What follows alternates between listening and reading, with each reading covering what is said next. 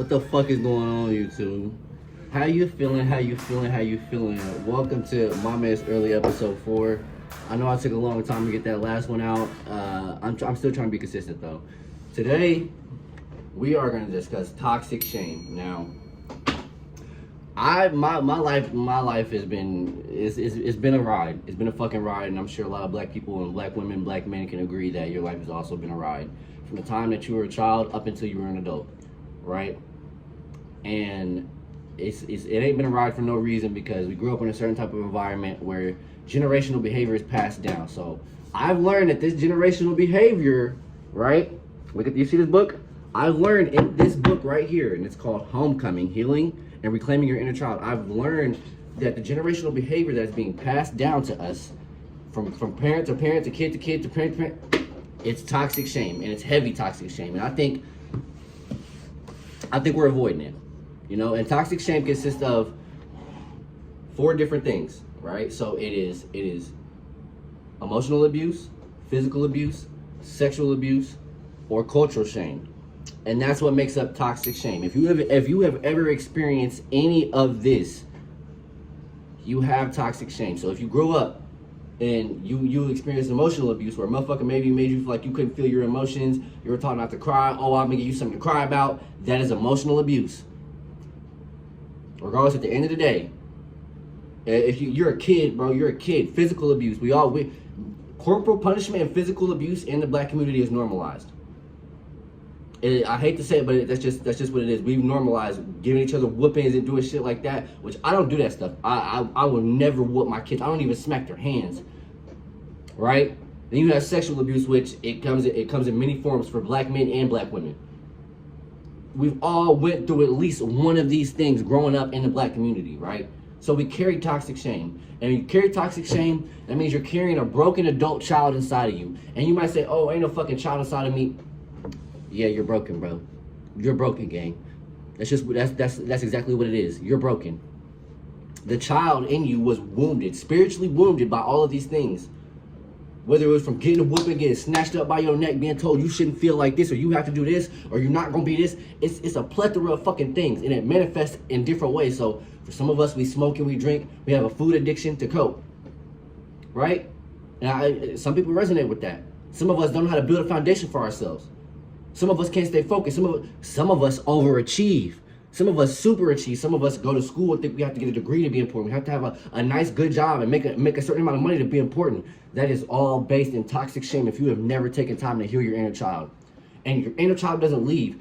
When you are growing up, right, you think, oh, well, I'm an adult now. None of the stuff from my childhood matters. It didn't stay with me. Like, I'm cool now. No. In the early developmental stages of being a kid and putting trust in your caretaker, that's going to stick with you for the rest of your life. So the behaviors that your parents exhibit, which they probably have a broken inner child, it goes with you. That child stays with you. It never leaves, even if it's not broken. And that's what builds who you are as an adult. That's what gives you all your behaviors as an adult, is how you were raised as a child. That shit does not leave you. It won't never. It won't never. And a lot of us will make excuses, right? Hold on, let me get this motherfucking, let me get this out here. For real. A lot of us will make excuses and say, or we don't remember, so it doesn't exist, right?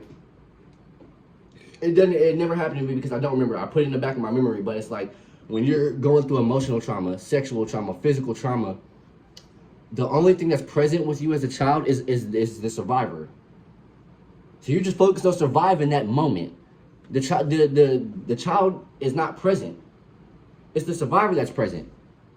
So when you are just using your survival mind in that moment of being abused or whatever the case may be, of course you're gonna say you don't remember it. Of course it's not gonna, it doesn't seem like it's affecting you, but it is. It absolutely fucking is.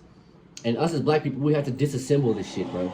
We have to disassemble it. We have to disassemble toxic shame. Otherwise, we're gonna continue to carry these behaviors over into our children. So for me, I can admit, like, I have trouble staying focused. I have trouble sticking to one thing. I have trouble building a foundation for myself sometimes. I have a lot of shit that's been, but I'm adopted. My mother emotionally abused me, physically abused me, right? And I convinced myself my whole entire life, it's okay as long as I don't do it to my kids, and I don't, but I'm still broken. And a lot of y'all are too. Whether you have a fucking college degree, you made $1 million, woo woo woo, it doesn't matter. That's not having a broken inner child doesn't mean you're not successful. That's not what that means. Cause he wrote this book while he was a therapist, already a therapist, graduated college, had all this shit. He was on tour in Europe, taking his kids in places and shit. He wrote this while he was already successful, but he knew. And if John Bradshaw, shout out to John Bradshaw, because this book is amazing.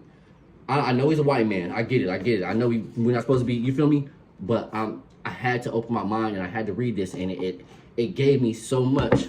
It gave me so much. And I'm gonna drop a link to where you can find it. I'm gonna drop a couple links so everybody, because I know some of y'all don't want to shop at Amazon. We're not giving our money to Amazon in certain places, so I'm gonna drop that link. But at a certain point, you have to accept, like, what happened to you was wrong. And it doesn't mean your parents are bad people. They did the best they could. They didn't even know they had a broken inner child. I'm not blaming your parents.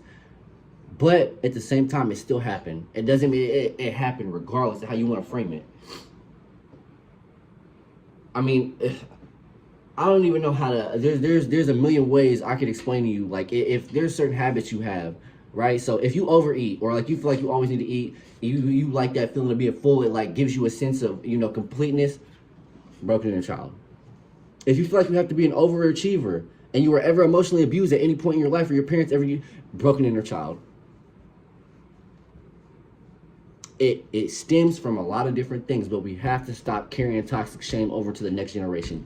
We all need this goddamn book, and we all need to do the work in it. There's exercises in this. It stems, and it starts when it could be from 0 months, bro. You could be a couple weeks old. It starts with your infancy. You can, and in the book it says you can feel when you were born into an environment where you were not welcome. That energy carries over into you. And that'll carry over into you being an adult unless you visit it. You go to therapy, you get the damn book. I'm gonna keep telling y'all to get the book because I'm talking about people right now. And I feel like this is important for us. We cannot keep carrying toxic shame. Because if we do, we're not gonna get nowhere as a people. We're just going to continue to pass it on.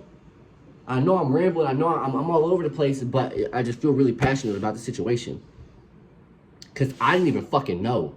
I'm sitting here reading this shit. I'm crying. I'm like, bro, what the fuck are you crying for? It's hitting me in a way where I'm like, holy fuck. So all my cousins, most of my friends that I had growing up in high school, middle school, elementary, They know the shit happened. This shit happened to them. It's happened to you watching this. You don't even. You might say, "Oh, woo woo," no, and it might not have happened when you were a kid. It might have happened when you were a teenager. But you're still a kid. Why am I being pressed? Why am I being pressed to have good grades, to do all this stuff? And I'm not saying that's not important, but like, why is that like something that's making you yell at me, emotionally abuse me, ground me? And I'm a kid, bro. I'm a kid. Telling me if I don't work hard, I'm not gonna be nothing. I'm a kid. I'm a kid. You were a fucking kid. So, the name of today's video is Stop Carrying Toxic Shame. I love y'all to death. This has been Mama It's Early, episode, we have 4, right? So everybody black, have a blessed day. To the rest of y'all, kind of go to hell.